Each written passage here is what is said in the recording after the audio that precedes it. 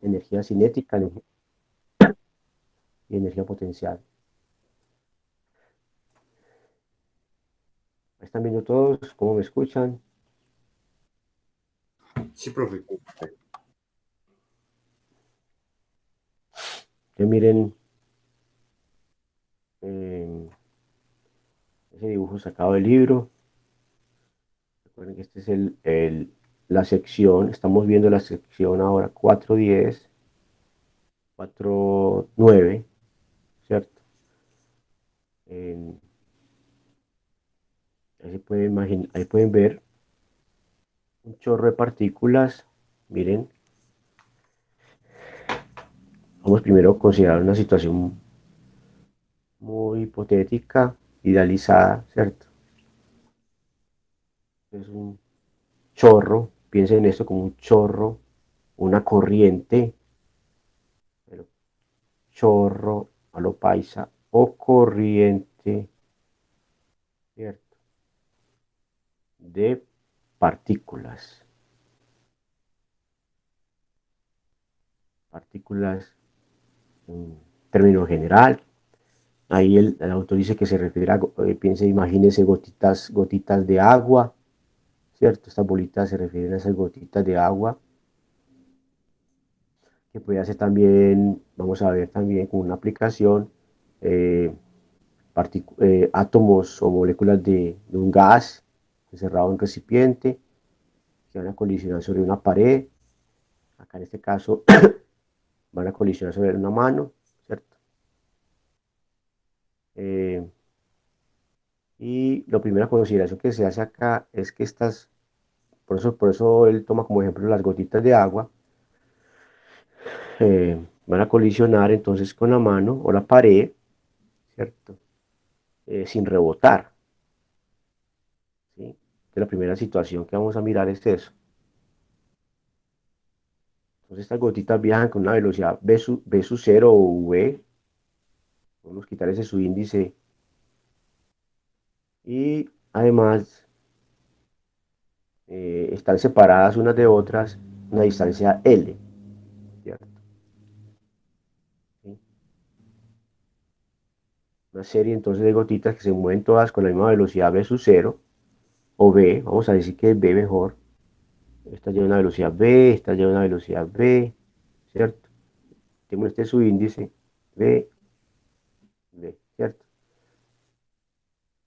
Y con eso podemos saber entonces el tiempo, digamos, en recorrer esa distancia L, ¿sí? Entonces, los supuestos, uno de los supuestos es que van a colisionar, se va a dar una colisión en la mano o en una pared, ¿cierto? podemos pensar, podemos pensar en una pared, ¿cierto? Entonces, la colisión va a ser, un supuesto importante acá, colisión, de tal manera que no rebote, ¿sí? Rebote, ¿cierto? Sin rebote. Ya, digamos que esta es la pared. Entonces, recuerden que estoy hablando de pared o mano, ¿cierto? Me resulta más fácil una pared que una mano, ¿cierto? Es como atajando, ¿cierto? Esta mano lo que hace es como atajando estas bolitas, ¿cierto? Una pelota que viene, un chorro de pelotas también puede imaginarse, ¿cierto? De canicas, bolitas, ¿cierto? De vidrio, lo que sea, bolas de ping-pong, vienen así de esta forma, un chorro, disparadas por algún cañón, por alguna cosa, de manera así uniforme, y las manos las va a frenar, las va a atajar, las va a atrapar, una por una, ¿cierto? Entonces, por eso dijimos que no hay rebote, ¿sí? Entonces, el agua, normalmente la gotica de agua se adhiere, propiedades de adhesión con la superficie, pues normalmente no va a haber rebote, ¿cierto? Usualmente, cuando pues, pero también puede haber rebote, obviamente, pega y salpica y sale, pero bueno, ¿sí? Pero aquí no vamos a suponer eso. Entonces, esas colisiones Se pueden también llamar de tipo inelásticas, ¿cierto? Aquí vienen las bolitas, las gotitas, es con una velocidad v, de separación L entre ellas.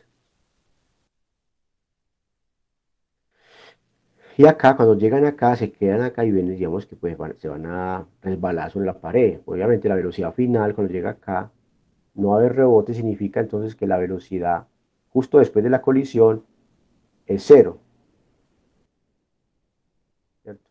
Justo, digamos después, inmediatamente después, digamos, quitemos el justo, inmediatamente después,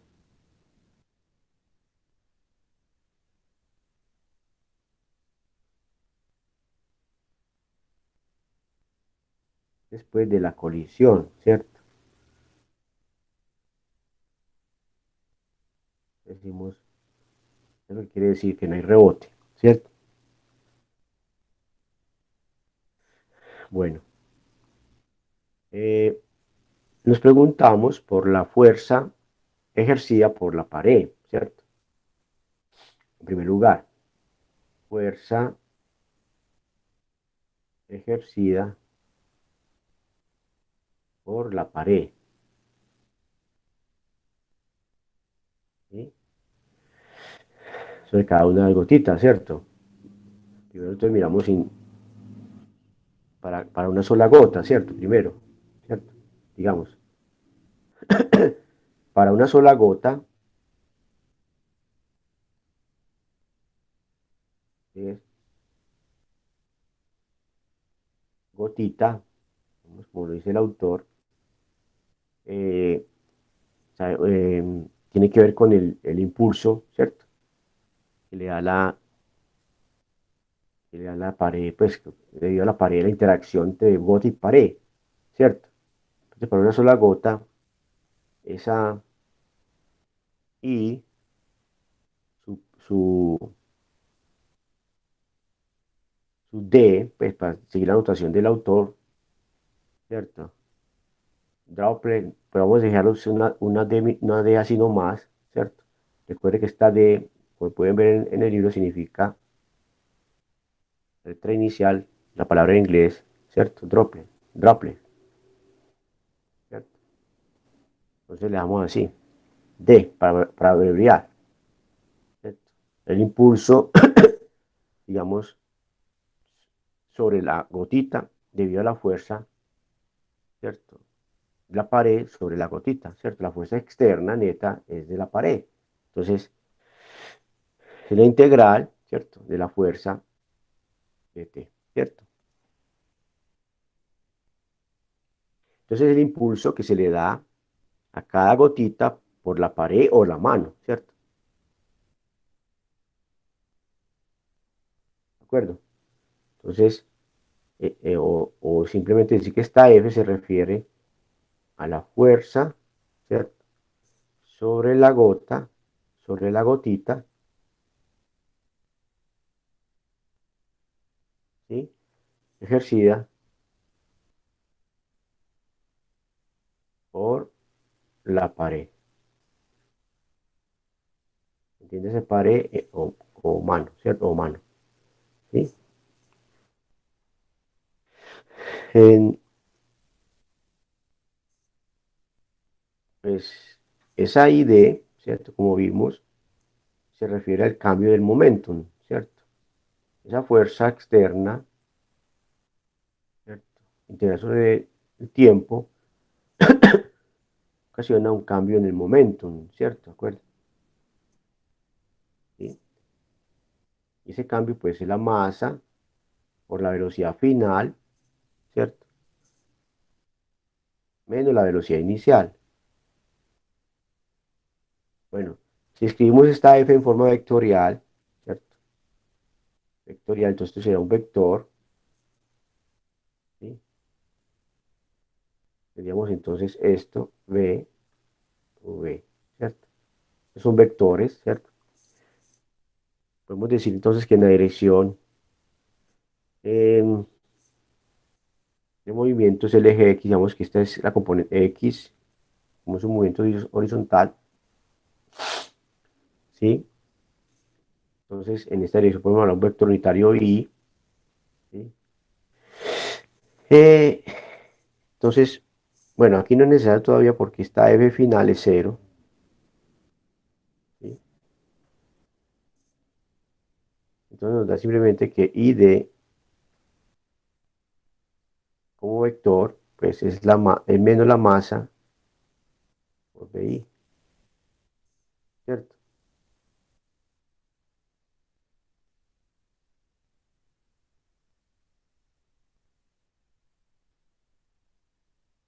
¿Sí? Y esta bi, pues bi es simplemente b que tengo acá. Esta es b, vamos a simplificar el b sub i, ¿cierto? La velocidad inicial es simplemente menos la masa por v, ¿cierto? Y v, pues, si quieren la magnitud que v en la dirección de i, ¿cierto? Ya en términos como escalar, ya sin repasarlo mucho, I sub d es menos m por la magnitud, ¿cierto? La rapidez. Y como un pequeño detalle ahí. Bueno, eh, esto es lo que tenemos entonces como el impulso debido a la pared. Entonces, de acá de la gráfica, lo que tenemos es esto. Voy a continuar acá en ese tablero. Entonces, tablero, no voy a utilizar este a la derecha. O podemos también rotular estos tableros para no perdernos el orden. Tablero, ahora sí, el A, ¿sí? Y este va a ser el tablero B.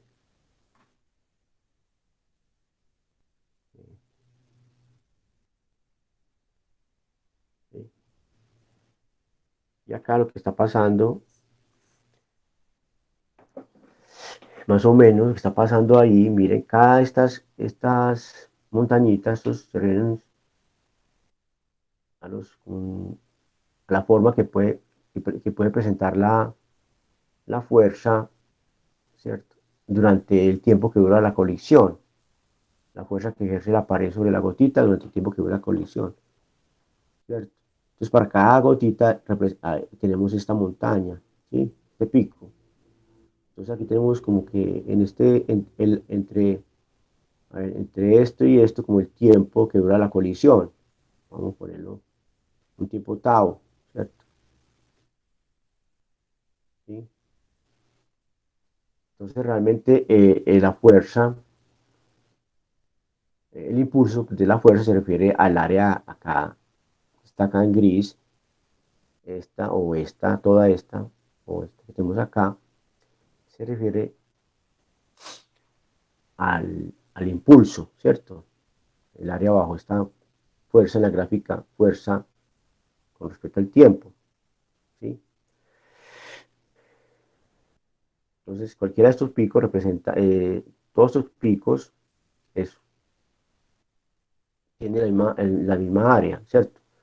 Consideramos pues la uniformidad de ese chorro de partículas, ¿sí? Para cada gotita entonces tenemos un pico de eso, ¿cierto?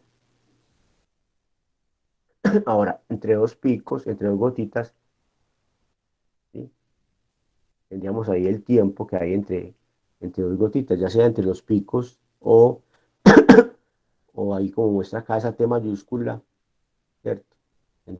Acá cuando empieza la colisión, justo cuando toca la pared, una gota y luego cuando el tiempo que transcurre entre una gota y la otra, momento de tocar la pared o la mano, ¿cierto? Este tiempo es T mayúscula, ¿sí? Entonces T, dada la velocidad que se mueve cada gota, ¿cierto? Pues va a ser el espacio recorrido que es L, como muestra la figura, la separación entre cada gota, dividido por la velocidad,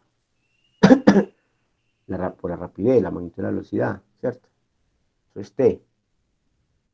Y obviamente este tiempo, como está mostrando el dibujo, es mayor, ¿cierto? Es mayor que el tiempo que dura la colisión, tau. ¿sí? Como muestra el dibujo. Entonces, la idea es, para hallar una fuerza promedio, no vamos a hacer la fuerza promedio sobre el tiempo, sobre el rango donde está la fuerza, digamos, en intervalo tau, ¿cierto? Quedaría más arriba, sería como por acá una fuerza promedio,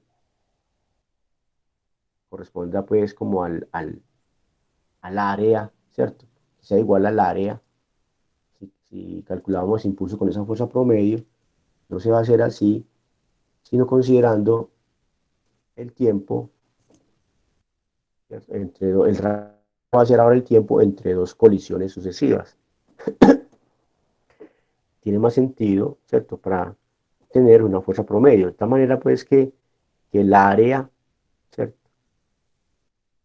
Bajo una fuerza constante que ponen acá, una fuerza promedio, vamos a ponerle más bien barra, ¿cierto?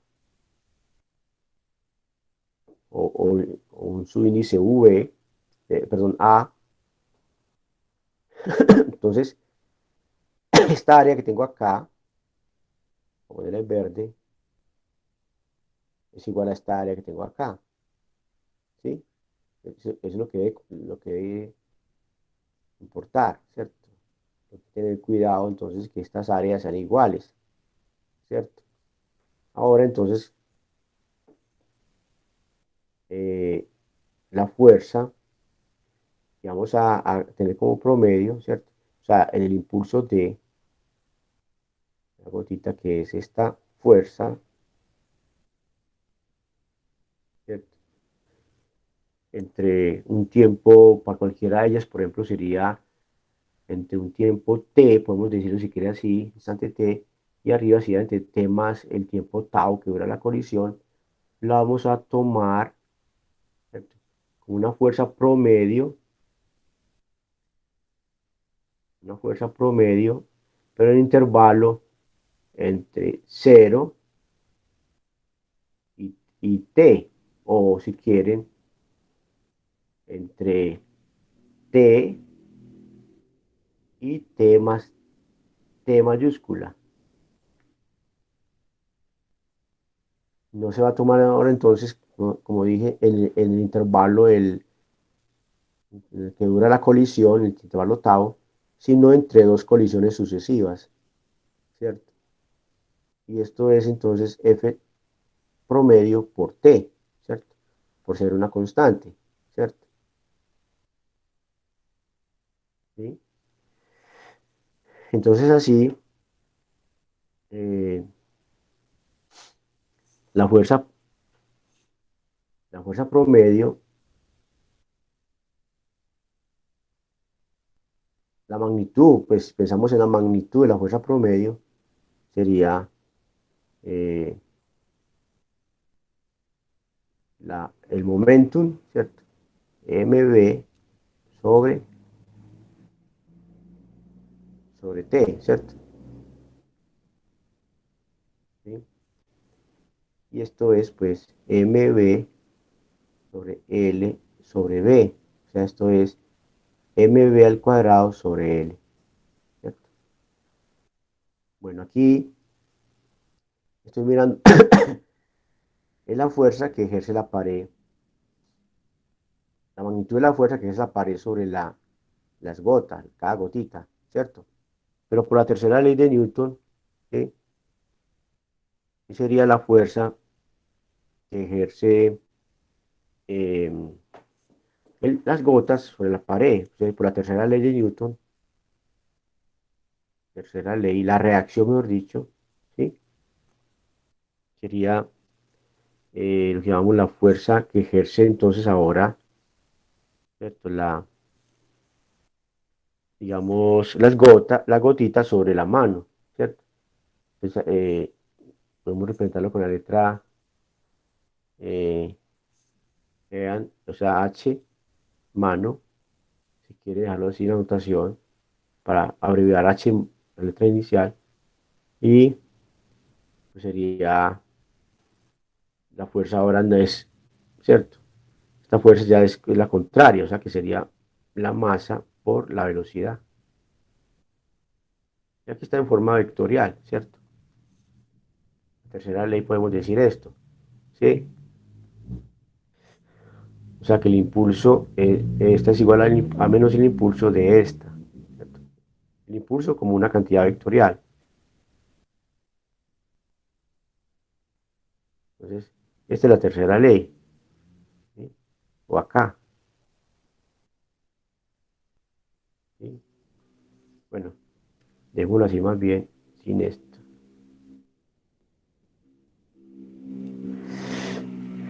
Entonces ya sería esta el impulso debido a la fuerza que ejerce las gotas, cada gotita sobre la pared, ¿cierto? Entonces, en cualquier caso, esta F que tengo acá promedio se refiere tanto a la fuerza que ejerce la pared sobre la gota, sobre cada gota, como la fuerza que ejerce, la fuerza promedio que ejerce cada gota sobre la pared, ¿cierto? Y aquí ya me refiero a la magnitud de esa fuerza, ¿cierto? Listo. Entonces, eh, mm, entonces entiéndase que esa es la fuerza promedio, fuerza promedio ejercida por el rayo, por la corriente de gotas, ¿cierto? Fuerza promedio ejercida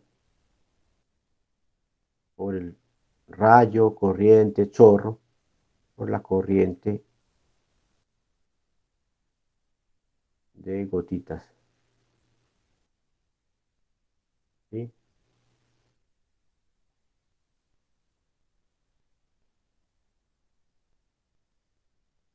Mm.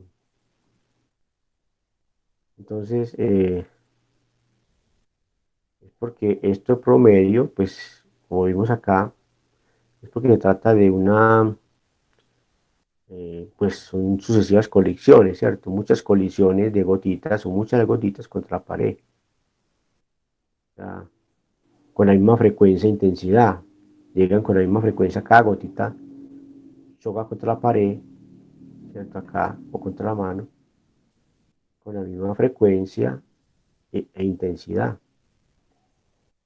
Entonces, ¿qué es la sensación que se percibe acá en la mano, ¿cierto? Que está frenando las gotitas porque la velocidad final es cero, es esa fuerza promedio, ¿sí?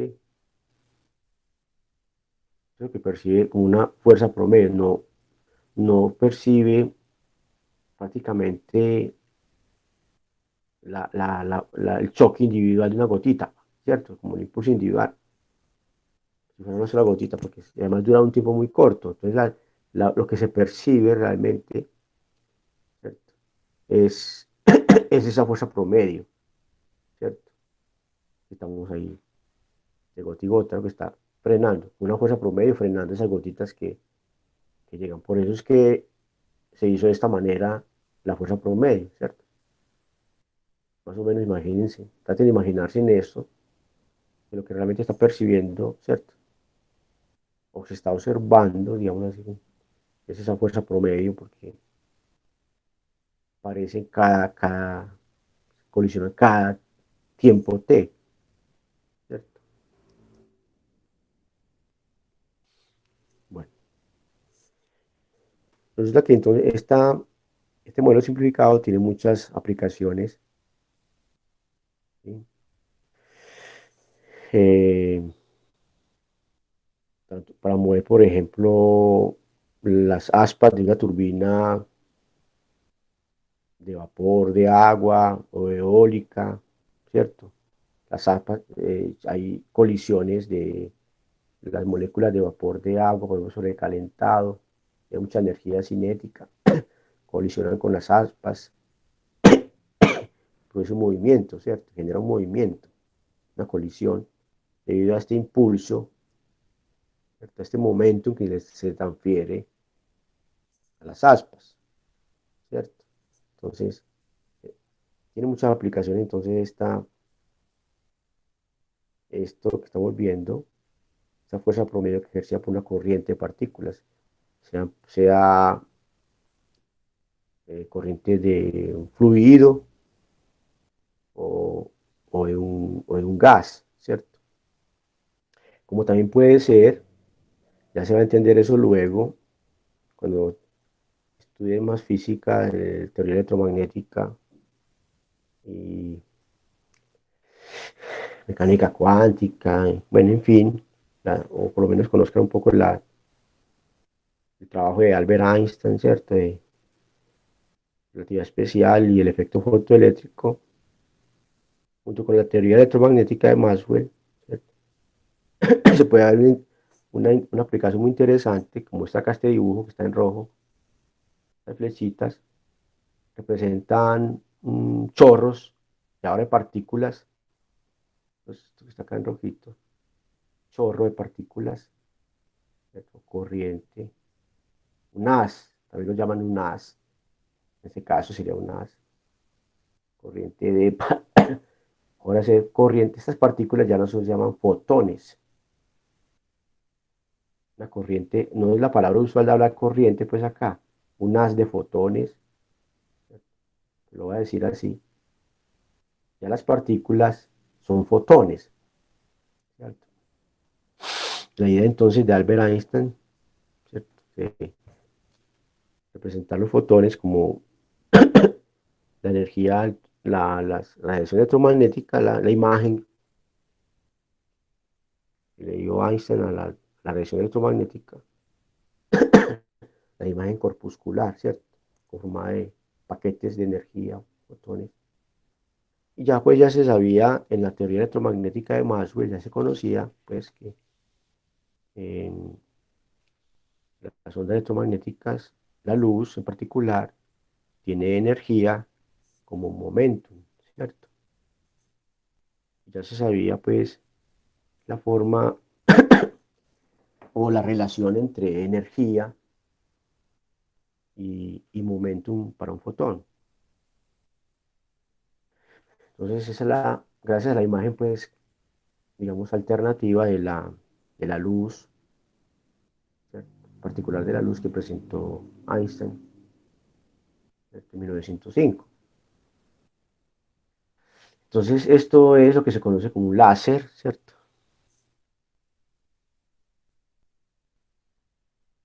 ¿Sí? Entonces, ahí tenemos, en vez de gotitas de agua, una corriente de fotones, un láser apuntando en diferentes direcciones, digamos. Y acá tenemos en este lugar un gas.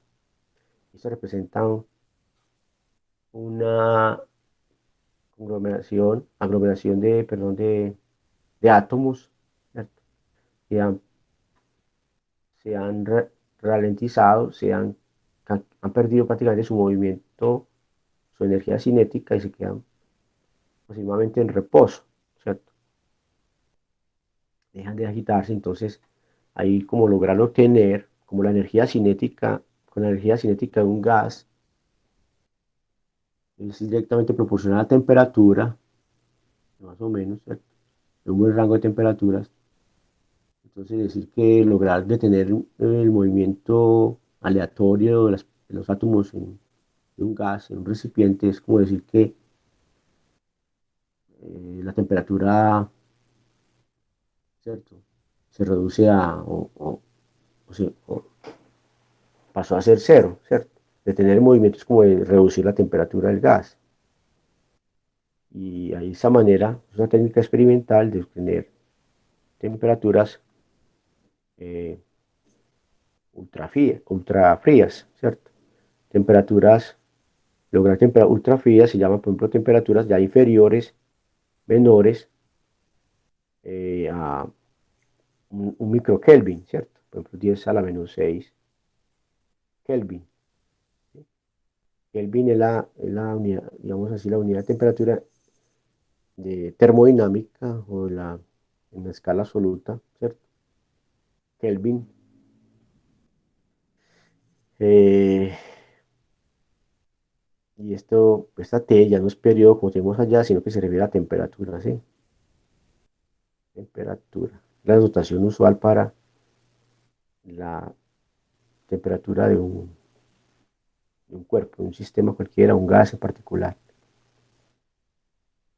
Y la escala absoluta de temperatura una de ellas es la escala que llaman escala Kelvin. ¿Sí? Aquí tenemos entonces una temperatura inferior a un microkelvin. Está acá entonces de Kelvin.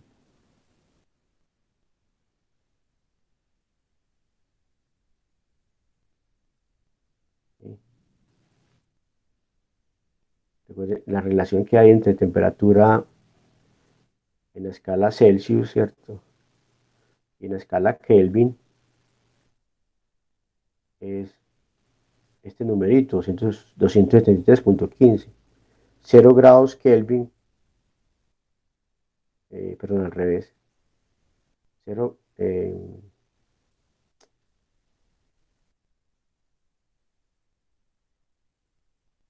acá, 0 grados Kelvin, no sé, perdón, no se dice que es 0 grados, dice 0 Kelvin corresponde a menos 773.15 grados Celsius. Entonces, esta es la notación para decir grados Celsius, ¿cierto? Grados Celsius. La escala de temperatura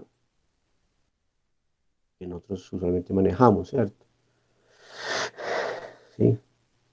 Entonces, esta es la relación que hay entre esas dos escalas de temperatura. Entonces, estamos hablando, mira, eh, eh, prácticamente el cero absoluto que llaman la temperatura cero absoluta es difícil de obtener experimentalmente.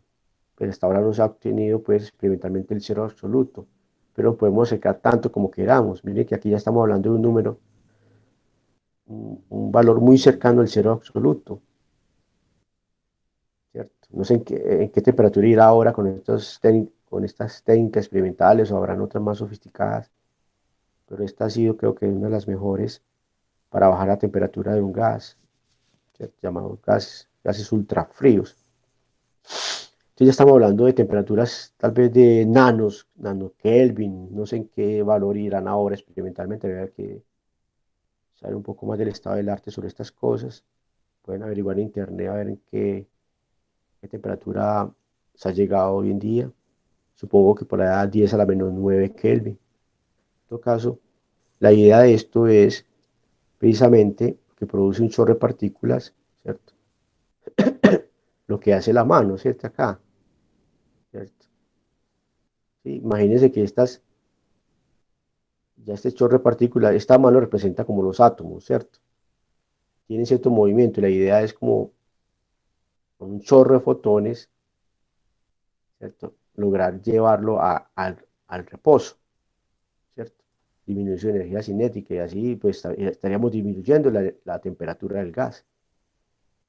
Bueno, ahí hay más consideraciones obviamente físicas, ¿sí? Que ya pues requiere, ¿cierto? De entender otras cosas, pues para aprovechar completamente ese ejemplo que está en el libro también, ¿cierto? Una sección para que ustedes lo estudien, lo lean, que es el ejemplo 419. Entonces lo dejo a ustedes como tarea, tiene que ver con esto que estamos viendo acá, una aplicación entonces de este tema. Entonces, estudiar lo que puedan entender el ejemplo 419. ¿Sí? Se puede llamar entonces, o lo llaman ahí, ralentización de los átomos con luz láser. ¿Sí? La idea, pues así como les dije, es nuevamente el fotón. Aquí voy a decir, como es, resumirles por último esto. Este es el fotón, ¿cierto? La imagen alternativa de la luz que presentó Einstein inicialmente. Einstein no le dio nombre fotón, eso fue después, por otro físico. Entonces es un fotón, ¿sí? Pues O sea, tiene asociada tanto una partícula como una onda. Podemos ver que la onda electromagnética y la notación para un fotón es la letra griega gamma, gamma usual. Entonces este fotón, según la teoría de Maxwell, tiene momentum, tiene momentum como si fuera una partícula de masa y tiene energía, energía y momentum, ¿cierto? ¿Sí? Y la relación que hay entre energía y momentum es P igual a epsilon sobre la velocidad de la luz. Esto lo sostiene la teoría electromagnética de Maxwell, ¿sí? Eh, entonces C es la velocidad de la luz.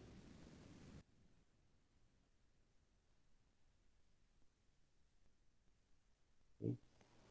Eh, y ya lo nuevo, lo que hizo Einstein prácticamente es expresar, ¿cierto? Esos paquetes, fotones, paquetes de energía, cuantizarlos para hablar de la energía, es decir, que epsilon, por otro lado, ¿cierto? La energía del fotón es un múltiplo de la frecuencia, h minúscula por la frecuencia. Entonces, esta h se refiere a la constante de Planck, ¿sí? Constante de Planck. Y esta es la frecuencia de la luz, en el caso del fotón. Sí, el fotón. Bueno, entonces todas las consideraciones, mira que se requieren, miren que se quiere entender, ¿cierto? Un poco de las ideas de Einstein y un poco las nociones básicas de la teoría electromagnética para poder como seguirle, pues, seguir bien ese ejemplo que parece ahí, entenderlo completamente, ¿cierto? Pero por lo menos tengan una idea de qué se trata. Por eso les recomiendo que hagan una lectura de ese ejemplo 419. Bueno, entonces ahora eh, el otro tema, el otro capítulo es el, la sección 410, se llama flujo, sección 410 la llaman flujo de momentum, y es básicamente darle una interpretación a esa expresión que acabamos de obtener, ¿sí? De la fuerza que ejerce las gotitas de agua sobre la pared o la mano. Entonces, ya habíamos dicho entonces que teníamos continuamos con esta imagen, con este ejemplito hipotético, ¿cierto? Y acá, para no dibujar la mano, voy a poner una pared, ¿sí? Una superficie, obviamente perpendicular a la dirección del haz, ¿cierto? Inicialmente perpendicular, ¿sí? A la superficie, donde colisionan, ¿cierto? Entonces, ahí está el rayo, corriente, o chorro, o haz, ¿sí? De gotitas, y habíamos dicho que la fuerza promedio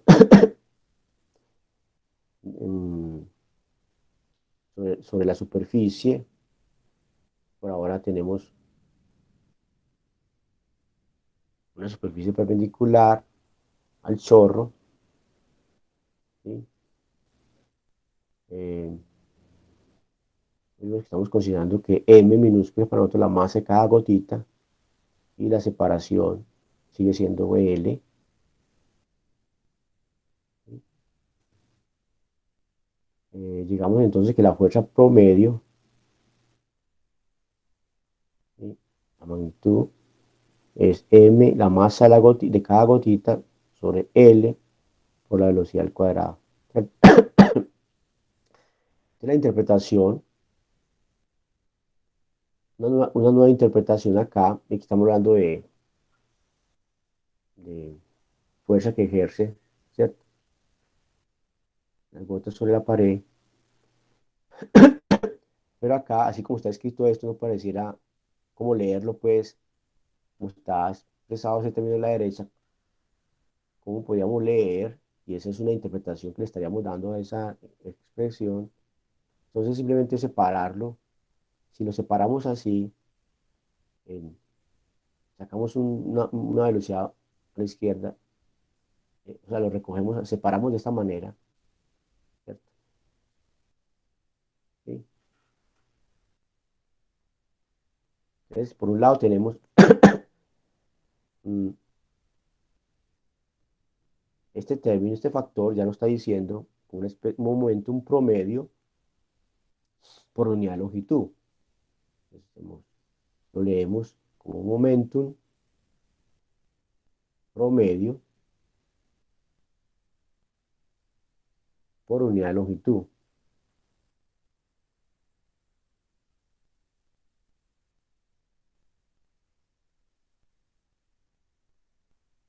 de la corriente, momentum promedio de la corriente de partículas. ¿Sí? Y este pues ya, o lo podemos decir distancia por segundo que las partículas, ¿cierto?, viajan, la distancia de viaje, no sé, pues, por segundo, ¿sí? O distancia por segundo que las partículas, ¿sí?, recorren o viajan, ¿sí? Eh, entonces, entonces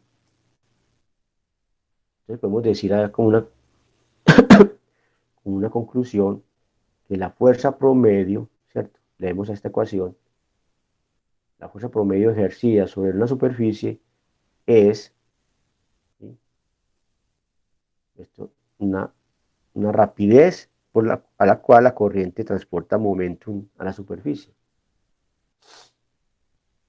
Estamos multiplicando un momentum promedio, ¿sí?, por una rapidez, por una velocidad. Entonces, la lectura que se le da a esa ecuación, entonces, o como una conclusión, ¿sí?, decimos que la fuerza promedio ejercida sobre la superficie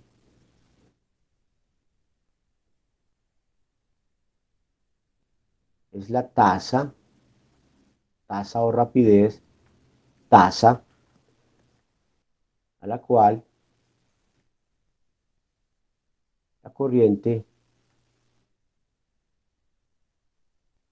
transporta momentum a la superficie.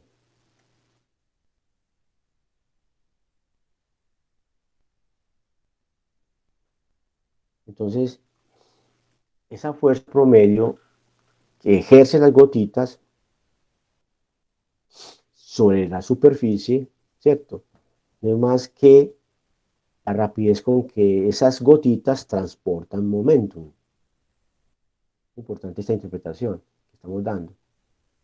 El transporte de momentum, como el momentum transferido por un chorro, por una corriente, ¿cierto?, a algún otro cuerpo, en este caso una superficie, ¿sí? Eh,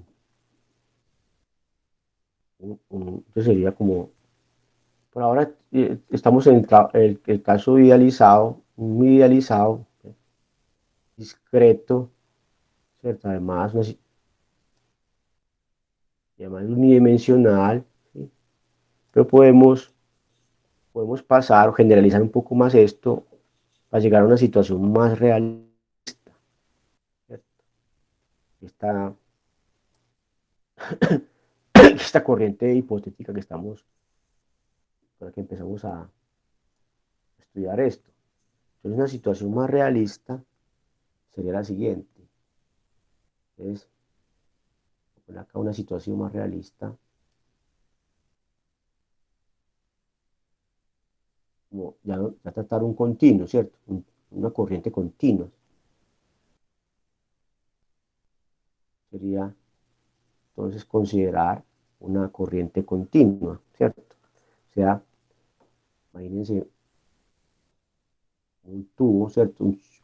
Ya tiene espesor, mire, es la corriente, ¿sí? Van a esa dirección, tomamos una sección transversal, ¿sí? De, esa, de ese chorro continuo, ¿sí? Tiene un área A, área sección transversal, ¿sí? Digamos que esto ya apunta en esta dirección inicialmente, un vector unitario que la dirección de la corriente está conformado de muchas partículas, ¿cierto? Muchas moléculas, átomos, ¿cierto? Voy a poner aquí punticos, y cada uno de esos punticos se mueve con una velocidad promedio, ¿cierto? V. Imaginen que esto, por ejemplo, corresponde a un chorro de agua, ¿cierto?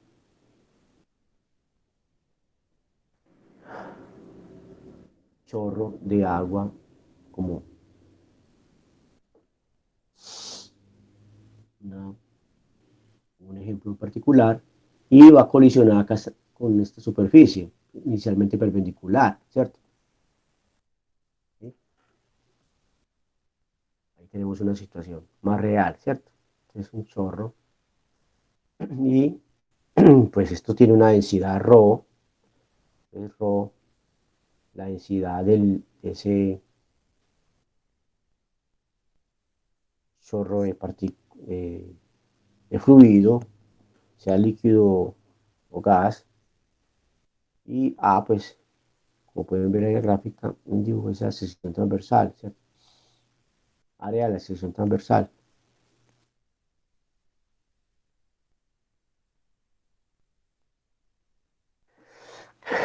¿Sí? Entonces, ahora lo que va a ser para nosotros la masa, ya no es la masa de una partícula, de una molécula, ¿cierto? De una gotita, sino la masa que ocupa cierto volumen de ese chorro, ¿cierto? Entonces se va a hacer la densidad, suponiendo que la densidad es uniforme, que suponiendo también que el agua, que este fluido es incompresible, entonces una ρ constante uniforme a lo largo de todo el chorro, y B, el volumen, ¿cierto? Que tomemos, ¿sí? Digamos que tomo un pedazo, esta sección, este corte, hago este corte del chorro, que tiene una longitud L, supongamos L, ¿sí? Para esa sección L, entonces el volumen pues será área por la longitud, o sea, el volumen de un cilindro, el área de sección transversal por la longitud, suponiendo también un área de sección transversal uniforme, ¿cierto? Entonces acá vemos que M sobre L, la masa sobre la longitud, ¿cierto? Miren, la densidad por el área, ¿cierto? ¿Sí? Entonces ahora tenemos nuevamente esto que tenemos ahora, m sobre L por velocidad, que es el momentum promedio por unidad de longitud, ¿cierto? Entonces lo llevamos a esta expresión m sobre L por la velocidad del chorro, ¿sí? Pues es ρ por a por la velocidad del chorro.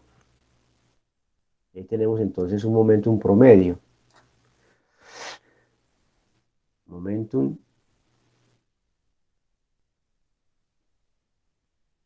promedio, ¿cierto? Por unidad de longitud.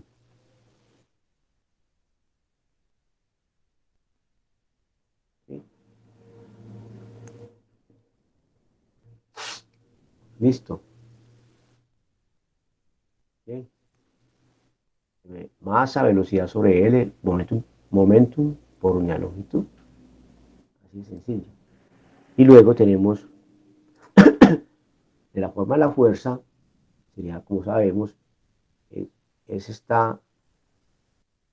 momentum promedio, ¿cierto? Vamos a, ¿sí?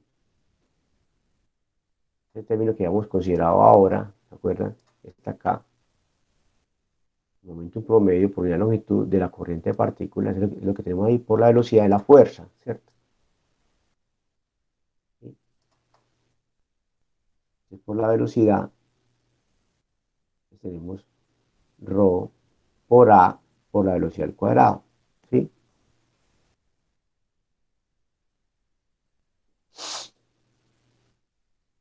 Y esto es, nuevamente, es una tasa a la cual la corriente transporta momento en la superficie, entonces la vamos a denotar como la magnitud de P punto, momentum, como derivada temporal del momentum, ¿cierto? ¿Sí?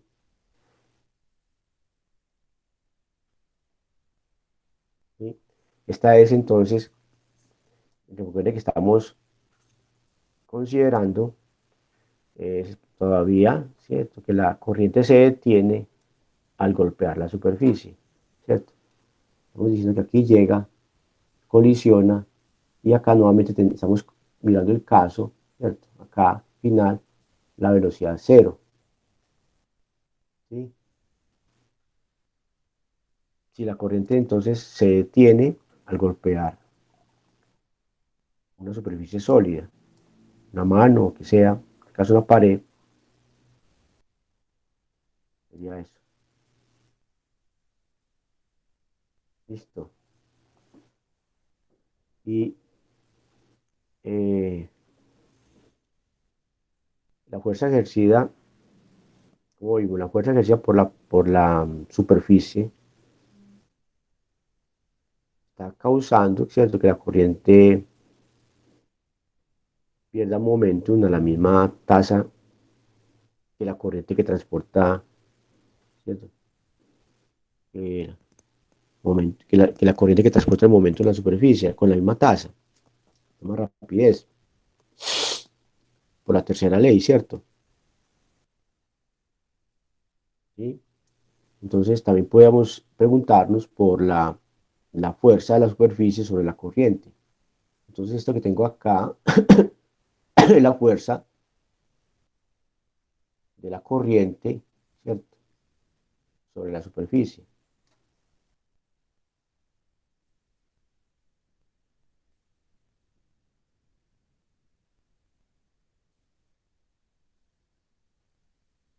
¿Sí? Y la fuerza de la superficie, ¿cierto? Sobre la corriente, pues será negativo. Entonces, pues la magnitud de la fuerza menos P punto, el signo menos va a ser la fuerza de la superficie sobre la corriente. Esa es la reacción, la tercera ley de Newton, ¿cierto? ¿Sí? Entonces, hay dos fuerzas, ¿cierto? Una fuerza sobre la superficie, es una fuerza, vamos a decirlo así, ya en forma vectorial, una fuerza promedio, ¿cierto? Bueno, ni siquiera acá, fuerza promedio sobre la superficie, ¿sí? O pues, superficie, ¿sí? Que sería entonces con el signo más P punto, o rho por A, velocidad al cuadrado en la dirección U, es la U que tengo acá en el dibujo, esta U perpendicular, en este caso, así, perpendicular a la superficie, hacia adentro de la superficie, ¿sí? Y pues la que ejerce la corriente sobre la corriente sería pues con signo menos, ¿cierto? Con menos P punto. Ahora sería, por ejemplo, ahora sería como extender esto al caso de que ya ya la corriente no se detiene al golpear la superficie,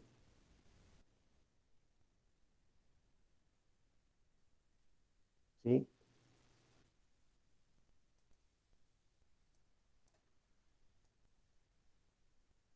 Hay preguntas en el chat.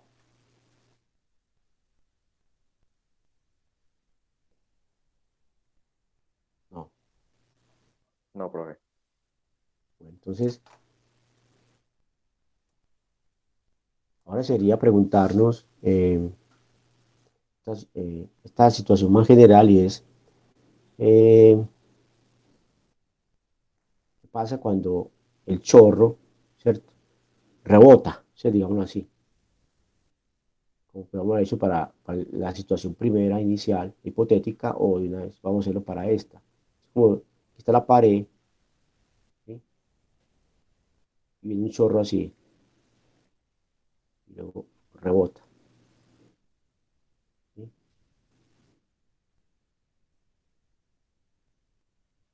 Y pues bueno, le pongamos un cilindro a una cosa acá, un chorro, sale, entonces entra, ¿sí? La velocidad v. Digamos, la situación también hipotética ideal es que rebota con la misma velocidad, una colisión elástica. Supongamos, supongamos colisión elástica. La anterior era completamente inelástica, ¿cierto? Ahora perfectamente elástica, ¿cierto? Quiere decir que va a rebotar con la misma velocidad. Justo sale de la pared el chorro con la velocidad con la que incide el chorro, ¿cierto? Entonces, había que seguir todo ese tratamiento que hicimos para una partícula, para un chorro discontinuo. Que miren cómo seguir aquí rápidamente para conocer el resultado que esperaríamos aquí arriba, por acá. Entonces ya esta velocidad final no es cero, ¿cierto? Esta que tengo acá ya no sería cero, ¿cierto? ¿Sí? Si en otro caso ya sería en sentido contrario, sería no, si esta es BI, la otra sería menos BI. Seríamos velocidad final menos VI menos velocidad inicial, o sea, queda menos dos veces, porque estamos hablando del impulso debido a la fuerza que ejerce la pared sobre la gota. Entonces, pero ahora si preguntamos por las gotas o el chorro sobre la pared, sería con más, y sería por dos. ¿Sí lo ven? En el caso, en el caso de tener, vamos a ponerlo por hacer para acá un paréntesis, en caso de tener esta situación, una colisión perfectamente elástica para el chorro que tenemos ahora de partículas, de gotitas, llegan con esta velocidad y rebotan con la misma velocidad. Digamos que por acá rebotaron, hizo esto, y salen con la misma velocidad. ¿Sí? Entonces, ahí está esa velocidad, bueno, velocidad final, velocidad inicial. De velocidad inicial de la dirección X o U, por el caso anterior puse U, pero existe el eje X, entonces hablamos de I, BI, B, y BF menos BI, ¿cierto? Entonces cuando calculamos el impulso, ¿cierto? Como el cambio del momentum, pues sería masa por velocidad final menos masa por velocidad inicial. Entonces ahora tenemos menos dos veces la masa por V, ¿cierto? ¿cierto? Como pueden ver, ¿sí? Y esto sería la integral, ¿cierto? El tiempo que estamos hablando, que dura el impulso de la fuerza que ejerce la pared sobre las gotas, pero lo contrario, ¿cierto? Es la pared sobre, lo llamamos pared sobre la gota, llamamos D, ¿cierto? Sub D, ¿cierto? Eh, entonces, como la fuerza que ejerce la pared sobre las gotas es igual a menos la fuerza que ejerce la, las gotas sobre la pared, H, porque recordamos que se trata de la mano en el libro, ¿cierto? Entonces, la tercera ley, entonces el impulso debido a la fuerza que ejerce la pared sobre la mano es, como pueden ver, reemplazando acá, es dos veces la masa por la velocidad I, ¿cierto? Entonces con esto vemos que, pongamos el chorro continua, la corriente continua, vemos acá, entonces aquí muy fácil ya saber que esa fuerza, esperamos, la fuerza que ejerce el chorro, ¿cierto? Sobre la pared es dos veces de punto, ¿cierto? O sea, es dos veces ρ por A, velocidad al cuadrado, en la dirección de U, ¿cierto? De U es en esta dirección, en la dirección del chorro, la corriente incidente, ¿cierto? Podemos ver aquí corriente incidente y corriente reflejada, ¿cierto? ¿Sí? Sería, eh, ahora, si la superficie no fuera perpendicular, ¿cierto? Eso sería este caso que tengo acá, en el dibujo.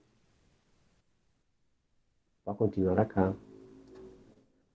Me perdí el orden de los tableros.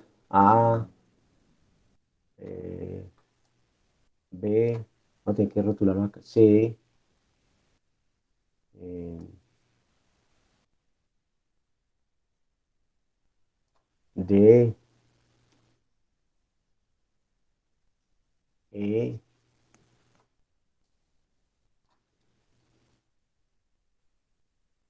F,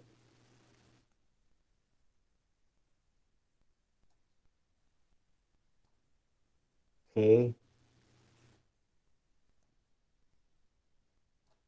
y H. Una continuación entonces de lo y H. Ahora el caso más general aún, si la superficie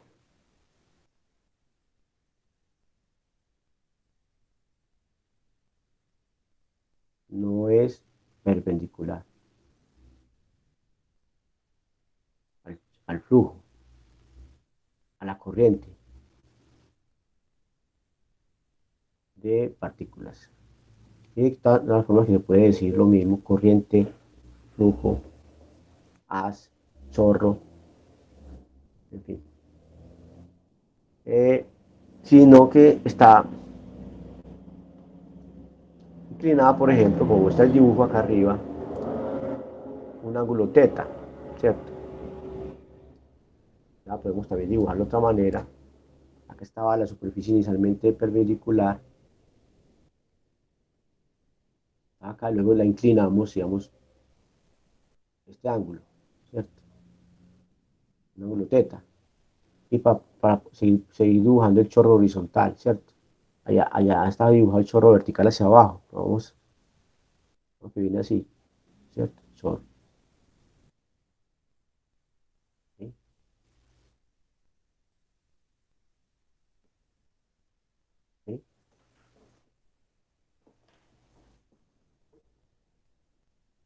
Entonces ahí eh, pues se pueden dar cuenta ustedes que el momento una hora cambia, la magnitud, ¿sí? Bueno, y si el momento es también cancelado, cuando llega, ¿cierto? Cuando no hay rebote, si se cancela aquel momento en una superficie, en el caso pues que no haya rebote, ¿cierto? La magnitud de esto sería ρ por A por la velocidad al cuadrado por el coseno del ángulo, ¿cierto? ¿Sí? Lo pueden ver analizando otra vez, ¿cierto? Tomando un volumen, por ejemplo, así da un volumen, así con esta superficie, este corte, y miden esta longitud, ¿cierto? De ese prisma, de cilindro, ¿sí? Se da cuenta que la masa que hay contenida acá, ¿cierto? Que va a colisionar con la pared, es la densidad, ¿cierto? Por el área, está en,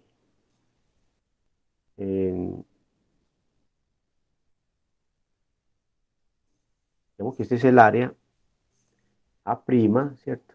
A', ¿sí?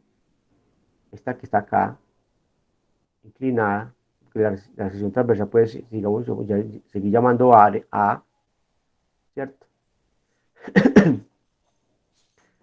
A', por L, por el coseno del ángulo, o sea, mejor dicho, sería el otro orden, ¿cierto? Sería A' por coseno de teta, ¿cierto?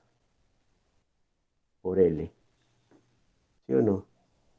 Sería el volumen sería el volumen de ese paralelepípedo, ¿cierto?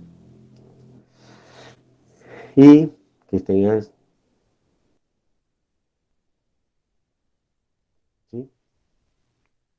Entonces, esa área, o podemos cambiarla simplemente, cambiar la letra, es decir, que el área sector transversal es A', para que quede mejor, porque en el resultado no quede las primas. Podemos decir, hombre, ahora el área sector transversal es A', y el área de contacto del chorro con la pared va a ser entonces A, ¿cierto? Esta A, ¿sí? Entonces la dejamos así, le quitamos este A' acá, queda así, ¿sí? Entonces el momentum, si no hay, hacemos el mismo procedimiento que hicimos ahora con la superficie vertical y vamos a llegar a este resultado, ¿cierto? Rho A, otra vez, coseno de teta B sobre L, ¿cierto? Aquí tenemos M sobre L, Rho A, coseno de teta, ¿cierto? Entonces aquí vemos que el momentum, el promedio del momentum transferido por unidad de longitud, ¿cierto? Pues es Rho A, coseno de teta por B. Y luego si multiplicamos por la velocidad, pues nos da la fuerza promedio transferida, ¿sí? O sea, este P punto que tengo acá. Eh, y podríamos generalizar un poco más diciendo, ya tomando cualquier superficie, por ejemplo, eh, como tenemos acá, ¿sí? Ya si tenemos cualquier otra superficie, así una curva, ¿sí? Y aquí estaría, digamos, el área de la superficie en la que va a incidir, a tener contacto el chorro, un chorro que viene, digamos, con esta dirección,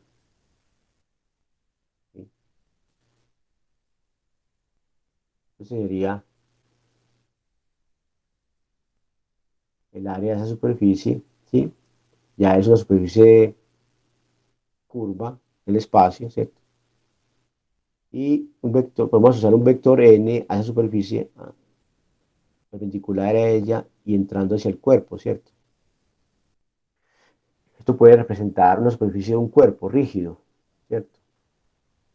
O simplemente ponemos esto así. El chorro, entonces,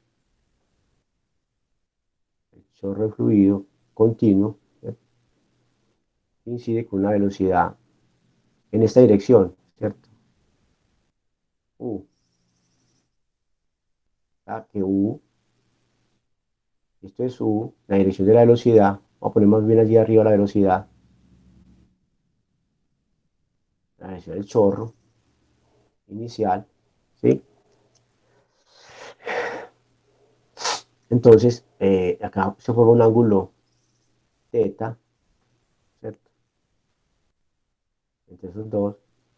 Y el área, pues, el área vector, usamos a la superficie que está aquí en color, es A en la dirección de N, ¿cierto?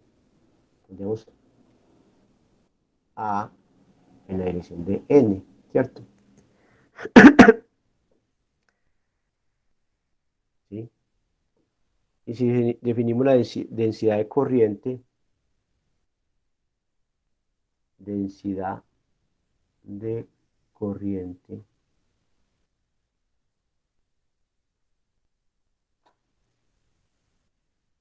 de masa, ¿sí? Por J. J va a ser nuestra densidad de corriente de masa, ¿sí? Entonces va a ser, eh, va definido como ρ por el cuadrado, ¿cierto? En la dirección de U, ¿sí? Entonces con eso, con esta definición, eh, tenemos que,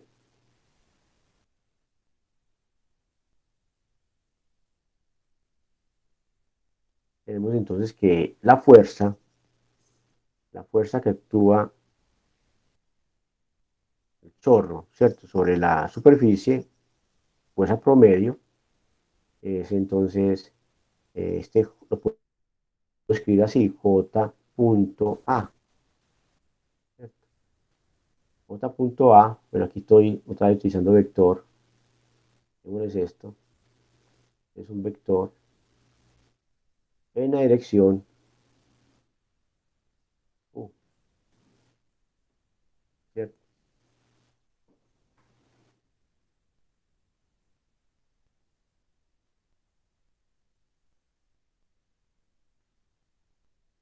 ¿Sí?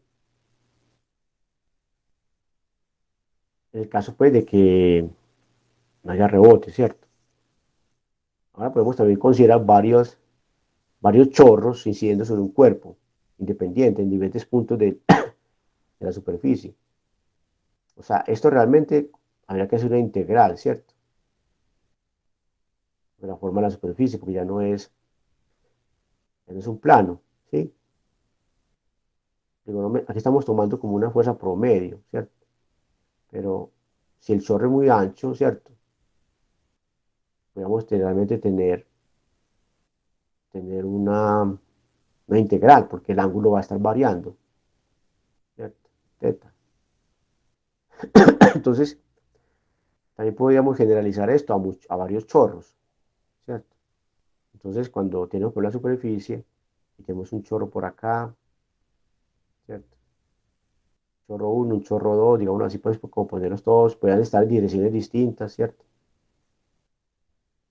Es U1, bueno, B1,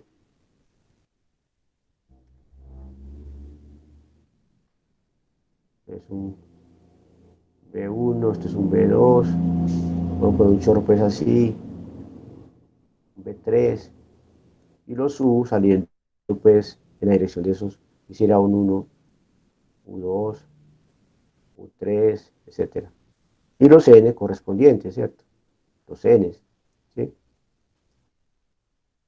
N1, etcétera, ¿sí? Bueno, aquí N2. Entonces, cuando miramos cuál es la fuerza total, ¿cierto? Y en el caso en que no haya rebote, ¿cierto? La fuerza total que ejercen los chorros, cada uno de esos chorros individuales, ¿sí? Sobre la superficie, ya curva, pues había que sumar, digamos que tenemos K chorros, ¿cierto? Por decir, perdón, N chorros, perdón, desde uno hasta N, K es el subíndice, entonces tenemos una densidad de corriente de partículas del chorro para cada chorro, J sub K, y por el vector A en la dirección de N, ¿cierto? Esto multiplicado por U sub K. Así se calcularía entonces la fuerza total. Y ahora, completamente general, ya totalmente general sería el caso en que haya rebote. O sea, viene un chorro, por ejemplo acá, y sale por acá. Viene incidente, velocidad inicial, y sale con una velocidad final. ¿Sí? Esta misma área acá sale. Esta inclina aquí sería un chorrito más estrecho, en caso que la colisión fuera elástica, ¿cierto? Y ahí tendríamos que la fuerza total sobre el cuerpo, el sistema,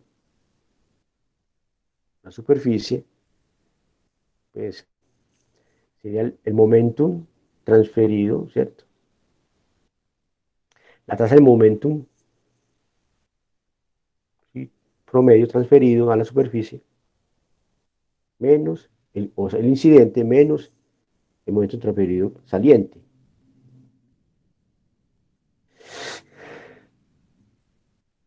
Bueno, aquí no tiene que ser perfectamente elástica, ¿cierto? ¿Sí? Entonces aquí sería la situación general, es siguiendo lo que hicimos con el caso discreto y llegamos a esta, recuerden que es un PI menos que cero, ¿sí?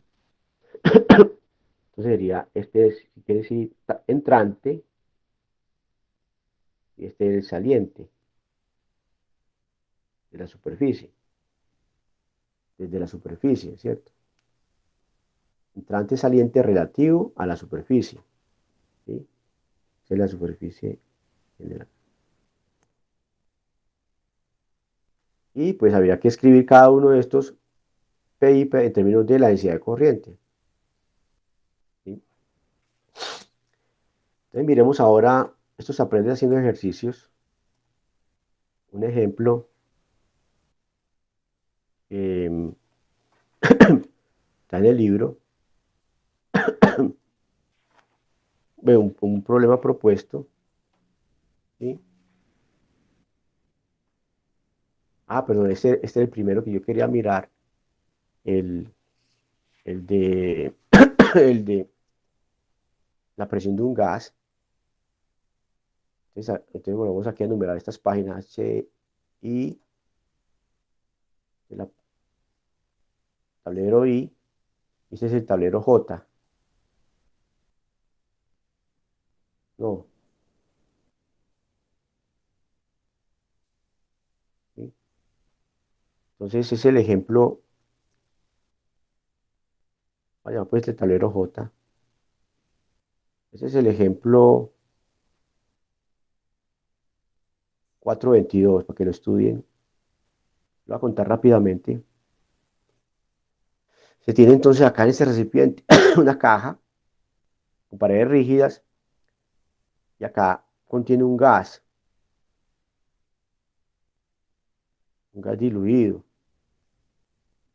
Las moléculas que forman el gas se mueven aleatoriamente, es nuestro supuesto teórico. se mueven entonces en todas las direcciones y no hay una dirección privilegiada, ¿cierto? La probabilidad que se mueva en esta dirección es igual a la probabilidad que se mueva en cualquier otra dirección.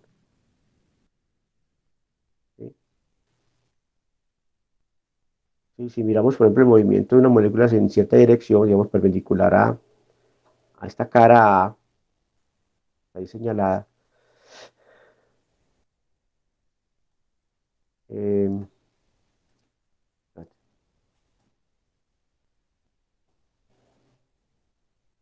si miramos las moléculas que van a incidir acá en la dirección X,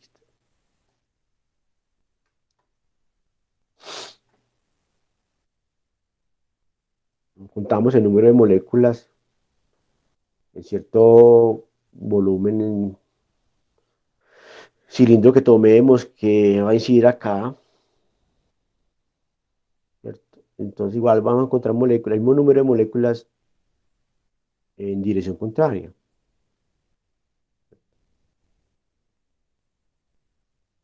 por ejemplo. Eso quiere decir entonces la hipótesis de aleatoriedad del gas, ¿cierto? ¿Sí? Entonces así vamos a ver que la presión del gas, la presión debido al gas o las paredes del recipiente, va a aparecer el flujo del momentum hacia y desde la superficie. O sea, las moléculas, vamos a suponer que llegan con cierta velocidad y rebotan con la misma velocidad. O sea, vamos a suponer colisión elástica. Tenemos dos supuestos importantes, es la aleatoriedad y la colisión elástica de las moléculas con las paredes del recipiente. Eh,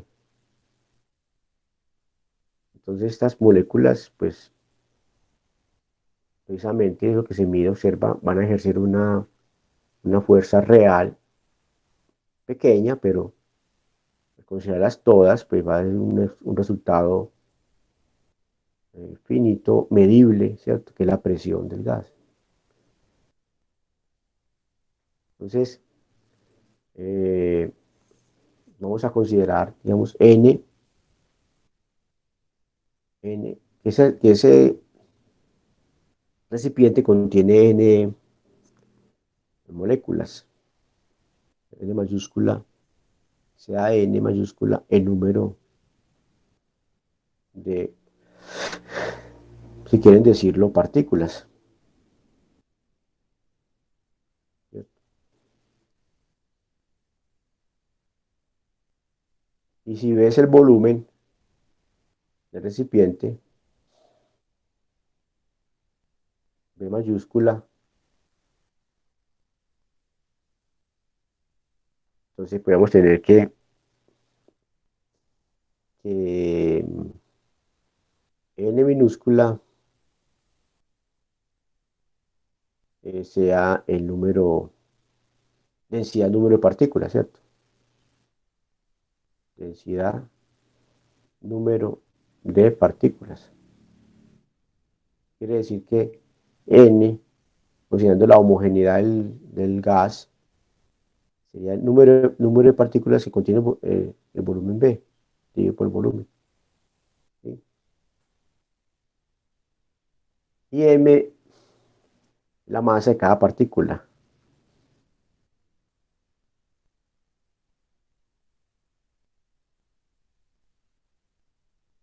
¿Sí? Entonces ahí tenemos que la densidad,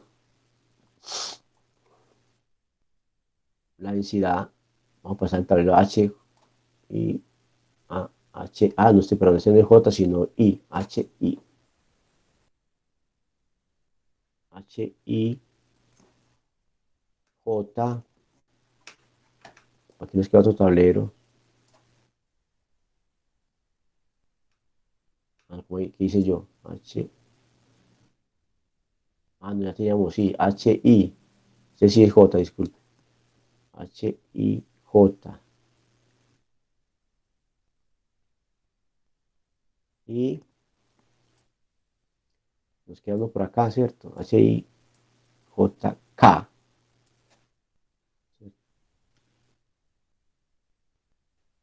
Entonces, la densidad entonces del gas, pues será la masa sobre el volumen, ¿sí? Perdón, la masa total, ¿cierto? Pero la masa total, ah,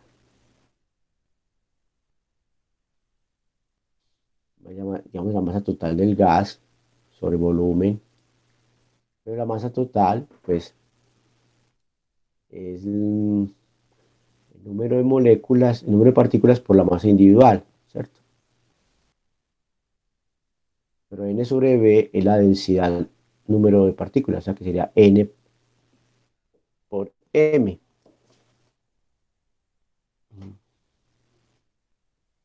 Entonces, sería ahora mirar el transporte del momentum, ¿cierto? A una superficie del recipiente, a cualquiera, la que aparece ahí, lo que tiene un área A. En ese caso está orientada en el plano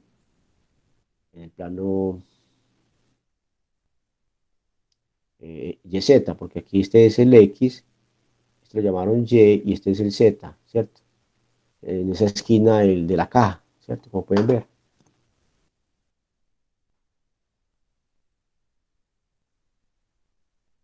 ¿están ahí? X, Y, Z, ¿cierto? Entonces, el transporte del momentum que llevan las partículas, ¿cierto? Vamos a ver eso, en esa dirección. Entonces, precisamente por la aleatoriedad, como cualquier dirección de movimiento es igualmente probable, entonces podemos, sin perder generalidad, mirar las moléculas, ¿cierto?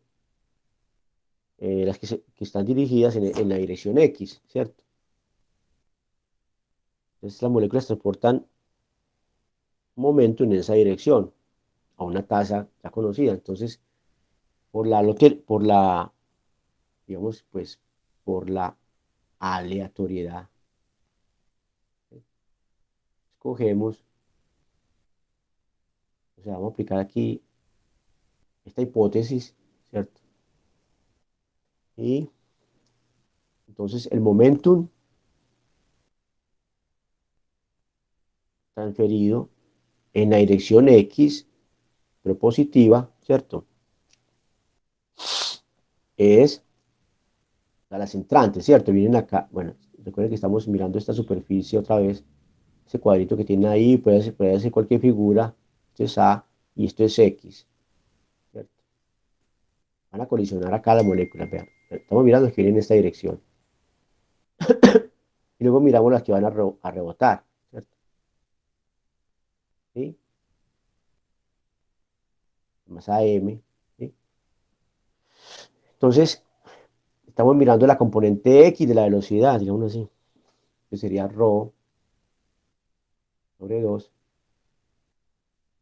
¿por qué sobre 2? Por la velocidad X al cuadrado por el área. El 2 va porque, precisamente por la aleatoriedad, en un cilindro que tomemos, el chorro de partículas, digamos, el chorro de moléculas que va a incidir a esa pared, hay moléculas que se están dirigiendo hacia la pared y otras que están alejando en igual número. Y además porque la densidad es uniforme. Una van hacia la pared y otras se están alejando, ¿cierto? En igual número. Entonces, cuando miro acá la densidad, sería la mitad, porque va a mirar las que van a colisionar, las que están dirigiendo hacia la pared. Entonces, por eso sobre 2. Y luego miramos las que van a salir. Entonces, es el flujo, entonces, este es el flujo del momentum, ¿cierto? Que se acerca a la pared, ¿cierto? El momentum que se dirige, que va transferido hacia la pared. Y el otro es el momentum saliente, el momentum transferido saliente de la pared, que se aleja de la pared. Entonces, el otro sería el P punto pero en la dirección X, ¿cierto?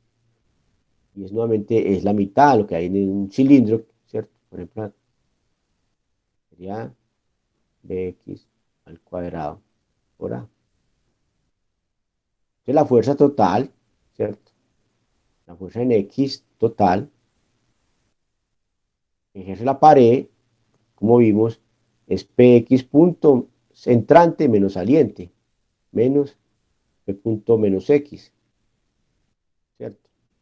O sea que viene a quedar, ¿sí? Rho, ya cuando miramos vectorialmente, ¿cierto? Recuerde que este en forma vectorial, voy a escribir mejor aquí en forma vectorial, esto sería X, o sea, y este sería menos I, ¿cierto? Entonces esa fuerza sería menos menos, que haría rho bx al cuadrado por a, ¿cierto? En la dirección de I.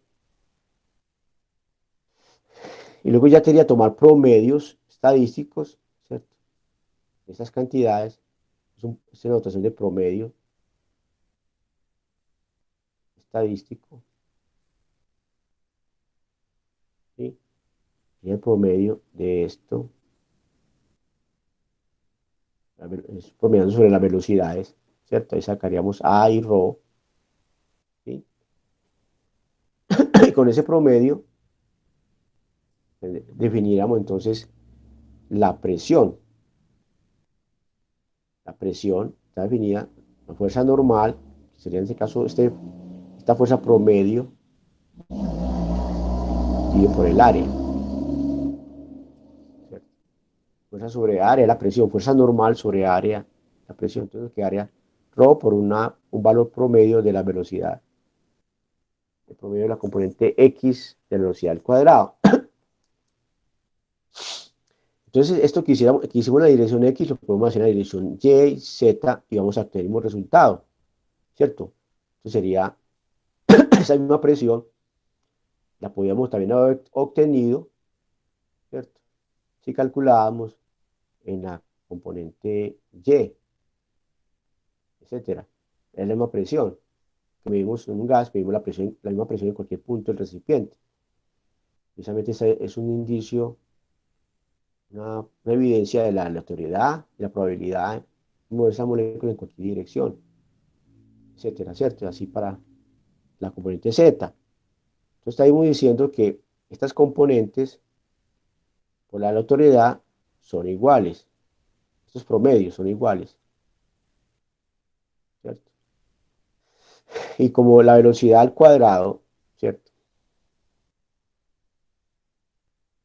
El promedio de la velocidad al cuadrado es el promedio de una suma de las componentes x al cuadrado, o sea, la suma de los promedios, ¿cierto? O sea, tendríamos esto, por la propiedad que tiene la integral al hacer un promedio estadístico. Esto porque la velocidad al cuadrado es bx al cuadrado más by al cuadrado, ¿cierto? Más bz al cuadrado, y saca el promedio de esto, es el promedio de todo esto, y el promedio distribuye, ¿cierto? Está haciendo ahí.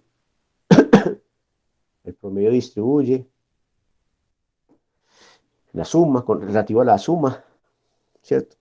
Entonces vemos que, y como estos términos son iguales, vemos entonces que cualquiera de estas componentes es igual a un tercio de la velocidad al cuadrado. O sea que la presión finalmente queda entonces así en términos de la velocidad. Es la densidad por 1 sobre 3 por el promedio ya de la velocidad al cuadrado, ¿cierto? Es un resultado importante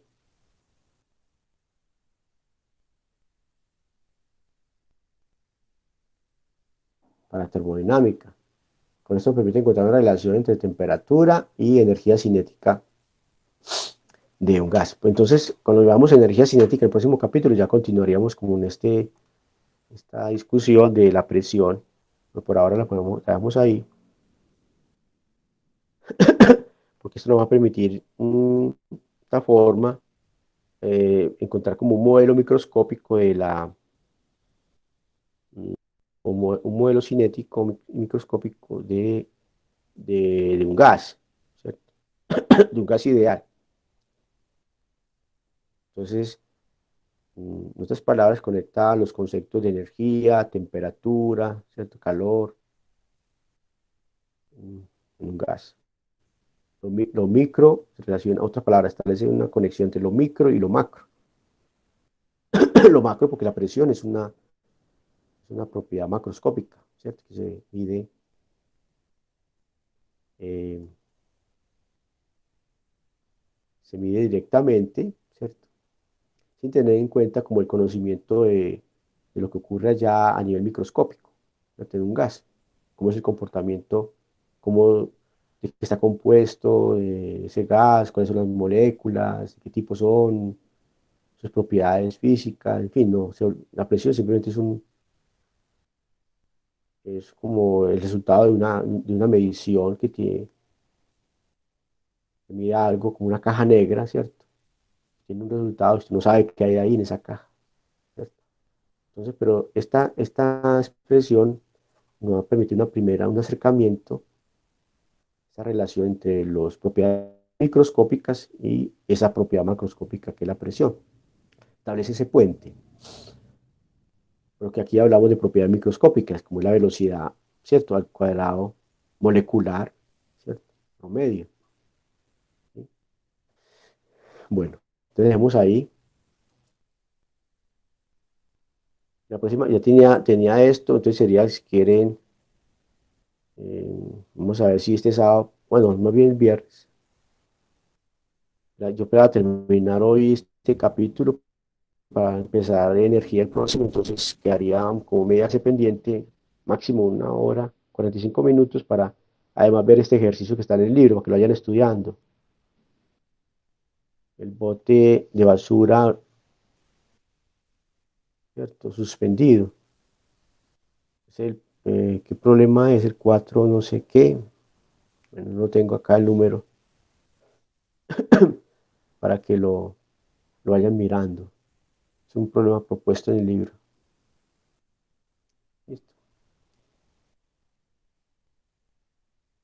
Bueno, jóvenes, voy a detener la grabación.